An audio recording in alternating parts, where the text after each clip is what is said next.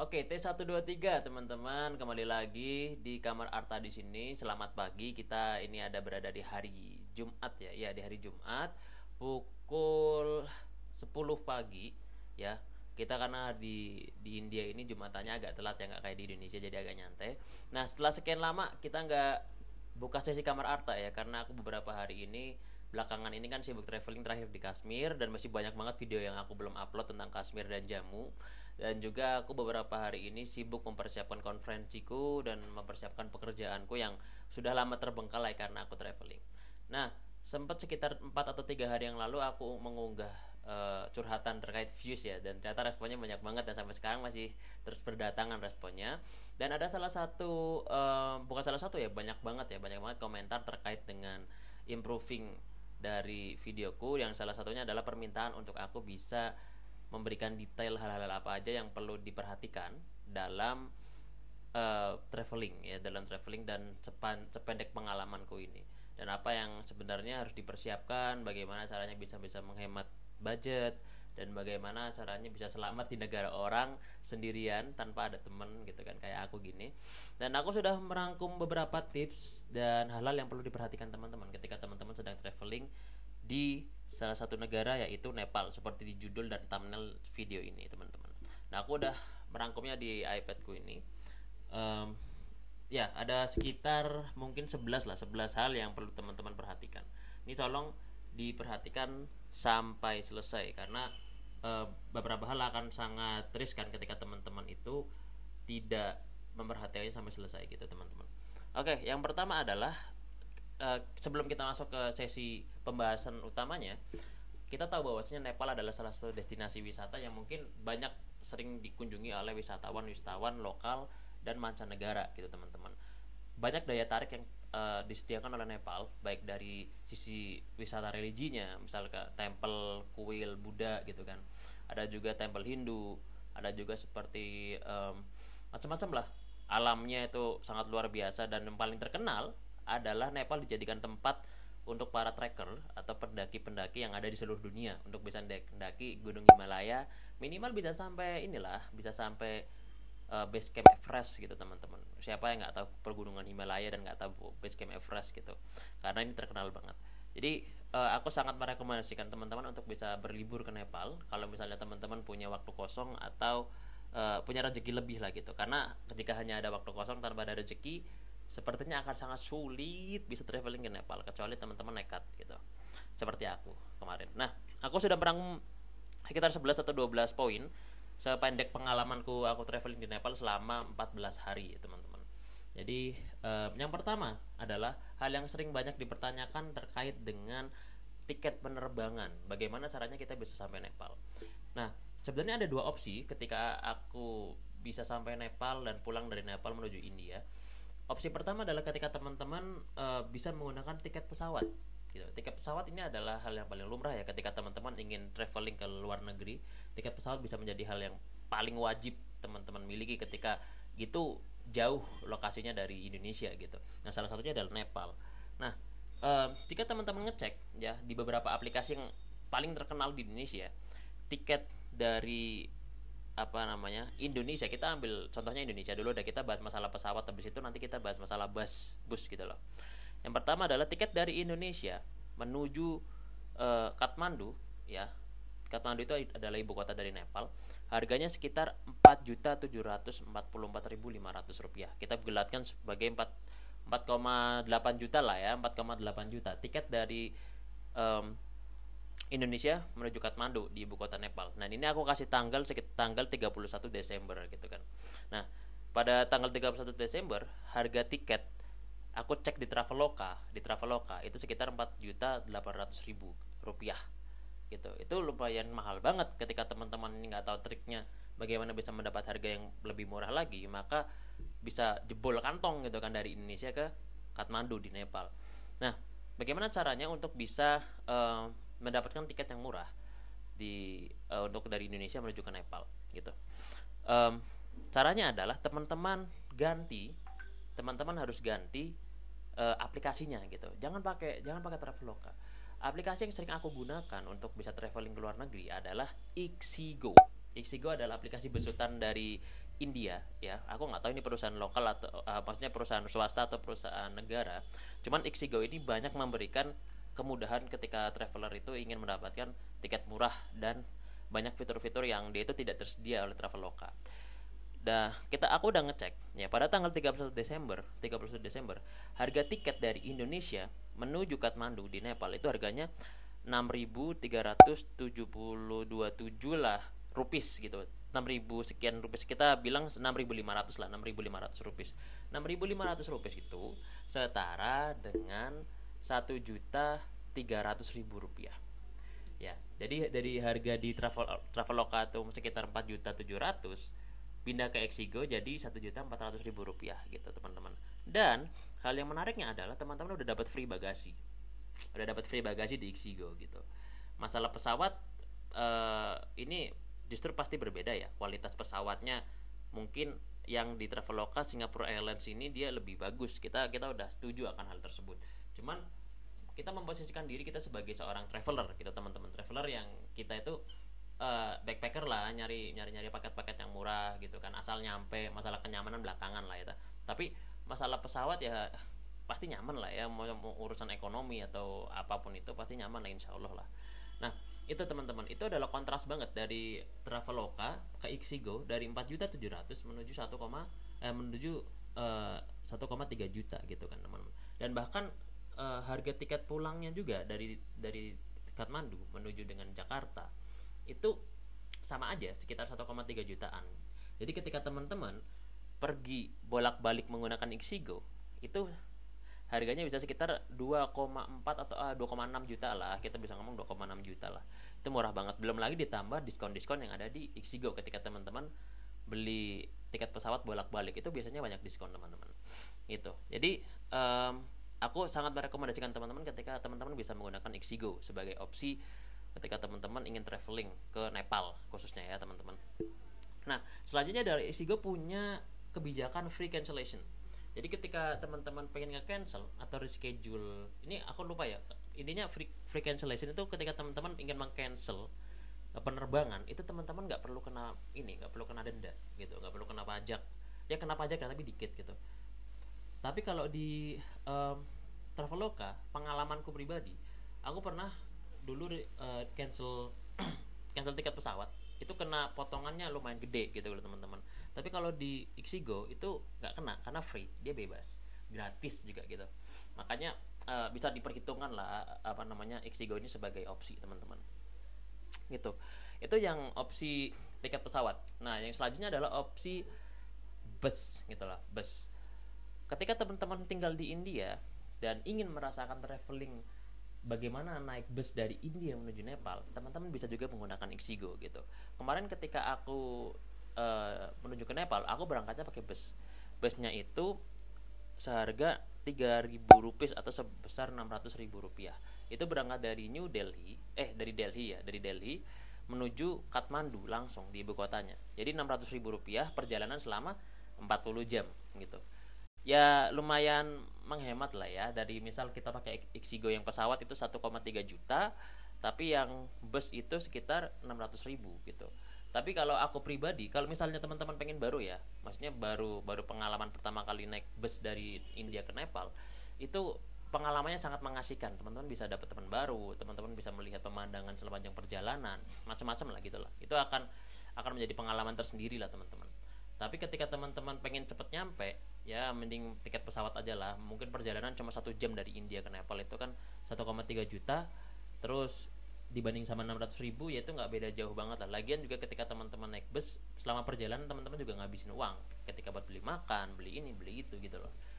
Gitu teman-teman. Jadi semua dikembalikan ke teman-teman. Kalau teman-teman pengen pengalaman naik bus dari India ke Nepal, tapi ketika teman-teman pengen cepet nyampe, ya sudah pakai pesawat gitu loh teman-teman.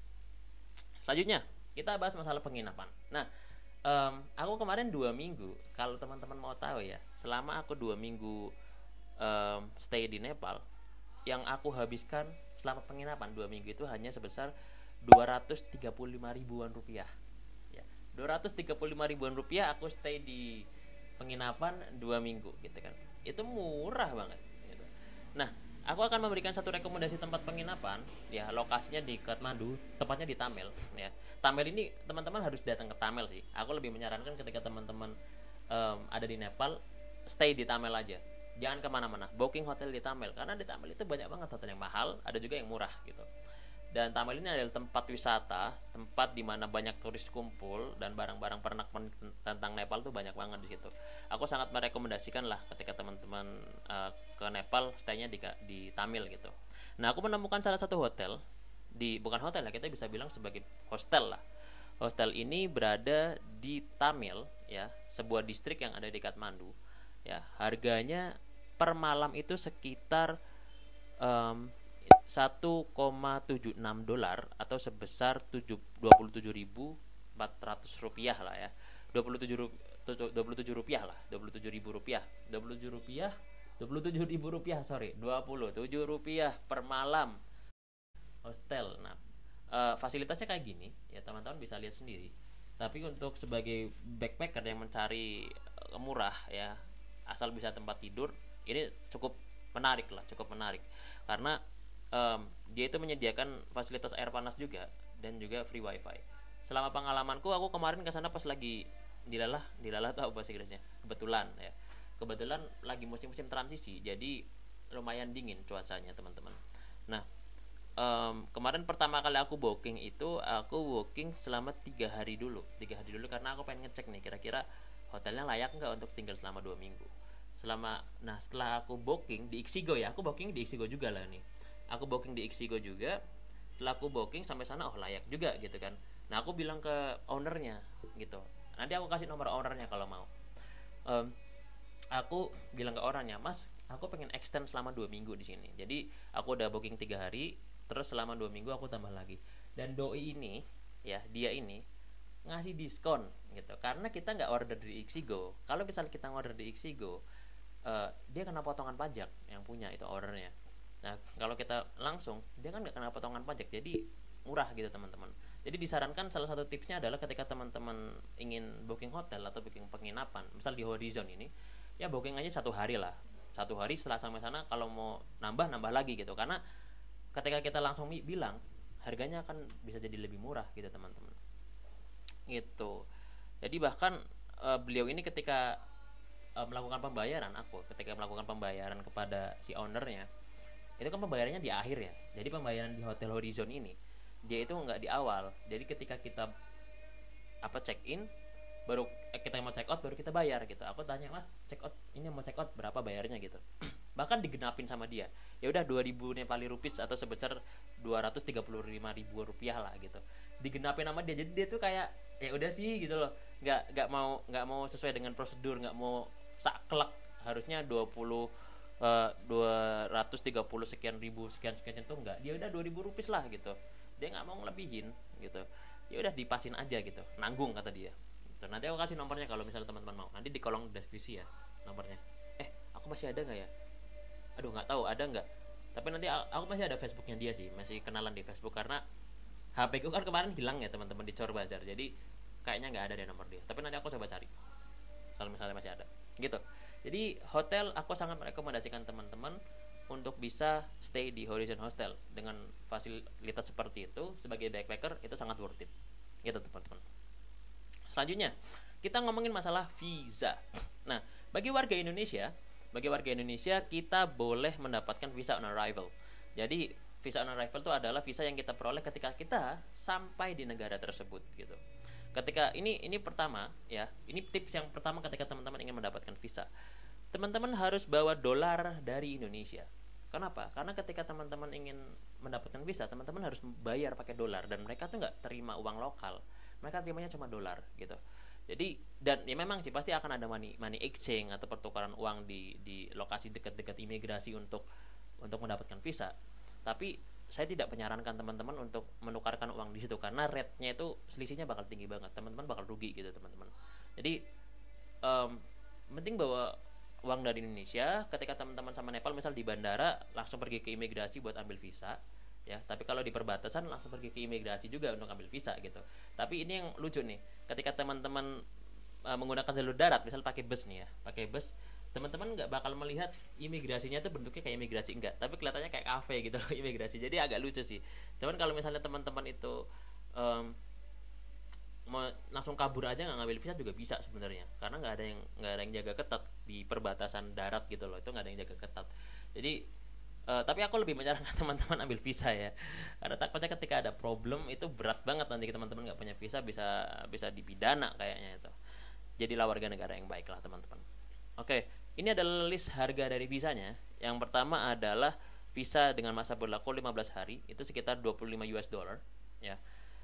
Dan yang kedua adalah visa dengan masa berlaku 30 hari atau 40 US dollar harganya.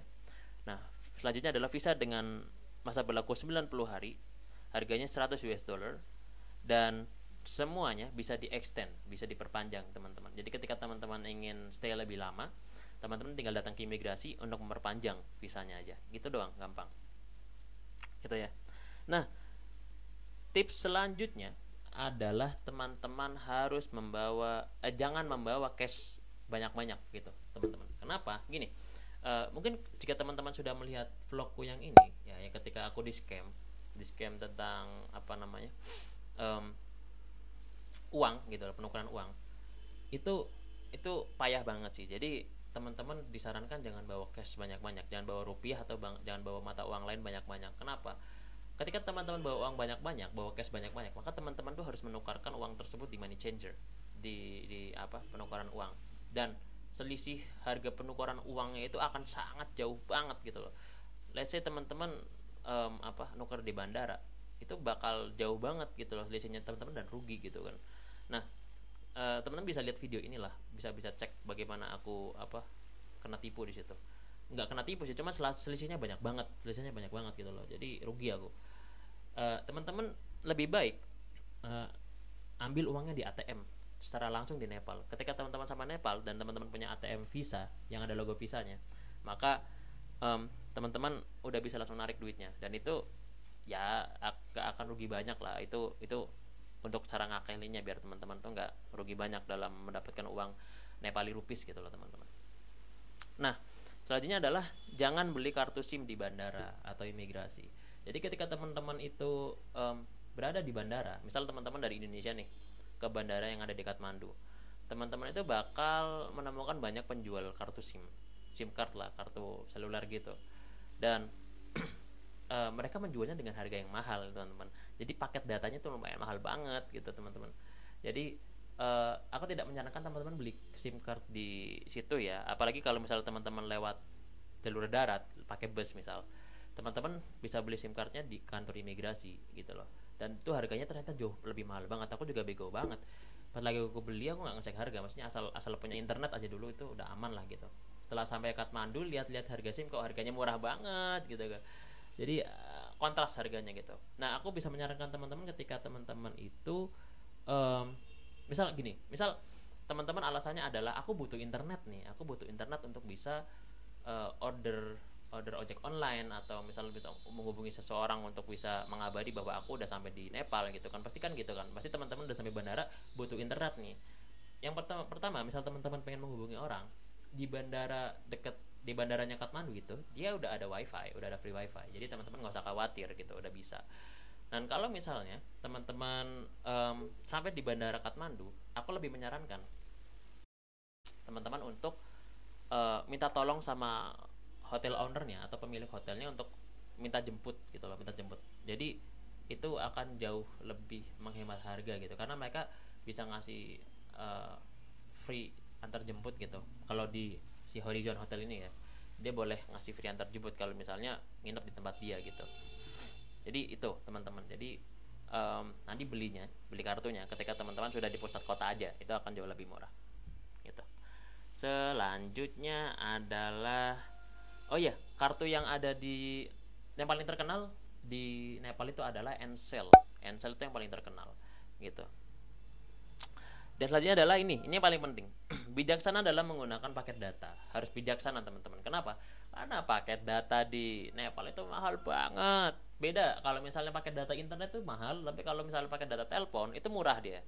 Kalau paket data di internet, kita cek nih ya, yang Ncell itu 3 giga itu sebesar 453 rupis, apa namanya, Nepali rupis, atau sebesar 53.000 rupiah. 53.000 rupiah dapat 3 giga doang. Itu buat apa gitu? Buat nonton YouTube 5 menit aja udah habis. Makanya ini mahal banget gitu loh teman-teman, apa namanya, paket datanya. Gak heran ketika teman-teman mungkin ke Nepal, lebih banyak orang prefer untuk pakai telepon daripada pakai WhatsApp gitu, karena telepon jauh lebih murah gitu teman-teman. Itu ya teman-teman ya. Nah selanjutnya adalah selalu berhati-hati dengan orang yang tiba-tiba baik di Nepal. Jadi gini, ini cerita yang sangat lucu. Banyak banget orang-orang yang baik banget di Nepal. Jadi banyak banget orang-orang yang pura-pura baik di Nepal. Jadi, kamu mau kemana? Kamu butuh ini nggak? Kamu butuh ini nggak? Namaku ini. Itu hati-hati. Kenapa? Aku punya banyak pengalaman buruk ketika melihat orang-orang yang terlalu baik di Nepal. Contoh ya, ada orang yang tiba-tiba aku temuin, aku tanya, bro, lokasi ini di mana gitu loh, maksudnya tempat ini di mana gitu, aku tanya gitu kan. Nah terus dia tiba-tiba so akrab minta kenalan macam-macam, at the end dia ngajak ngopi, ya oke, ngajak ngopi, dan dia pesen makanan banyak gitu kan, dan at the end pas pembayaran aku yang suruh bayar juga gitu.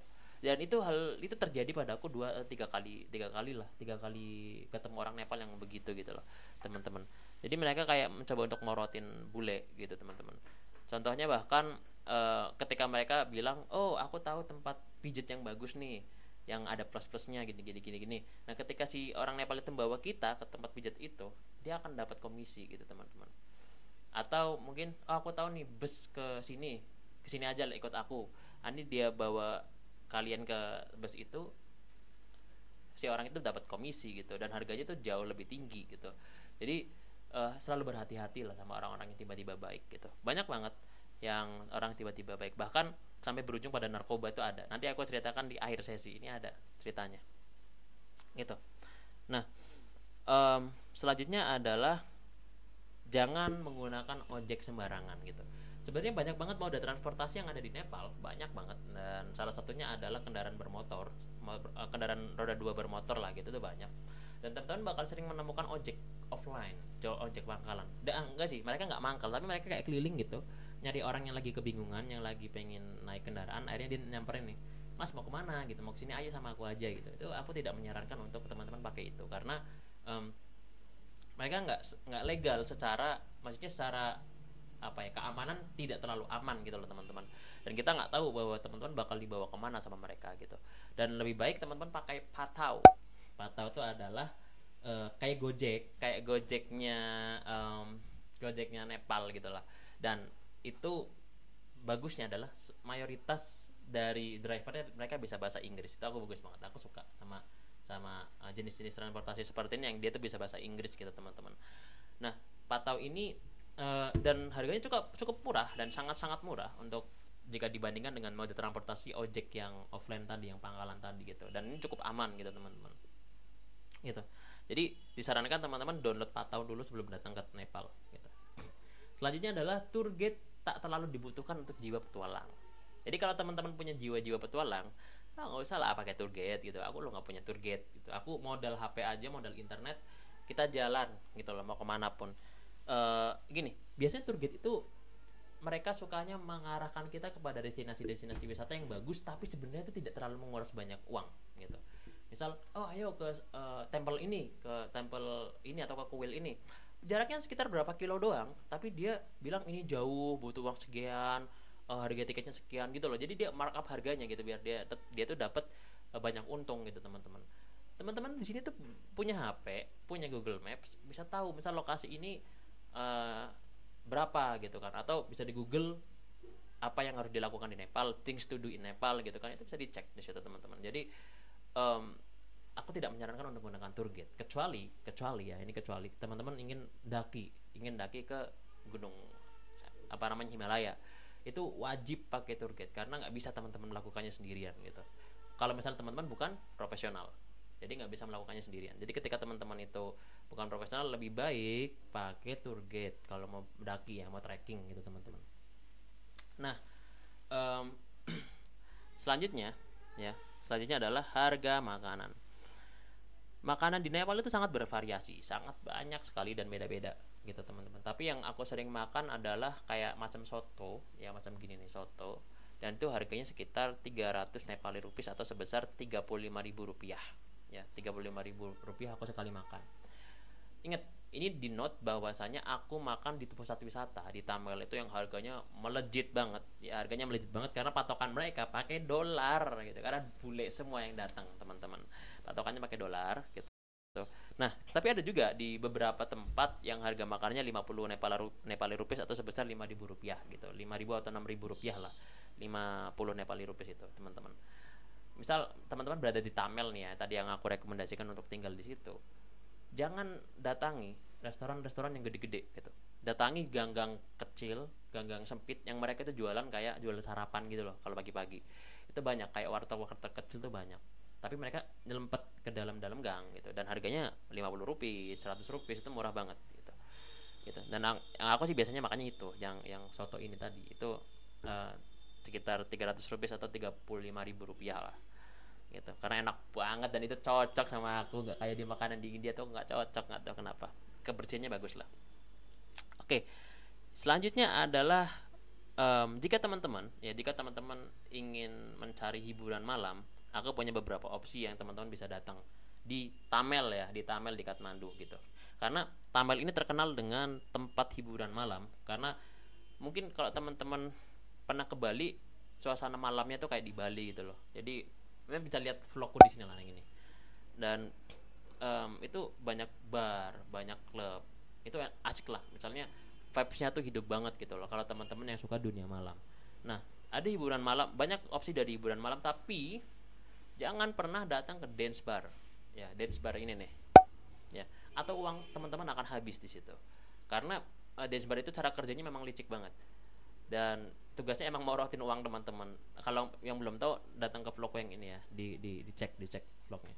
Nah, ini beberapa opsi teman-teman yang pengen cari hiburan malam lah, karena Tamel ini terkenal dengan hiburan malamnya. Yang pertama adalah ketika teman-teman ingin nyantai ngebir aja, misal ngebir ya, nyantai-nyantai aja lah ya, bisa datang ke Sam's Bar. Nah, Sam's Bar ini dia kalau nggak salah miliknya orang Nepal, tapi dia menikah dengan perempuan dari New Zealand gitu. Jadi yang punya tuh blasteran gitu. Misal laki-lakinya Nepal dan perempuannya dari New Zealand.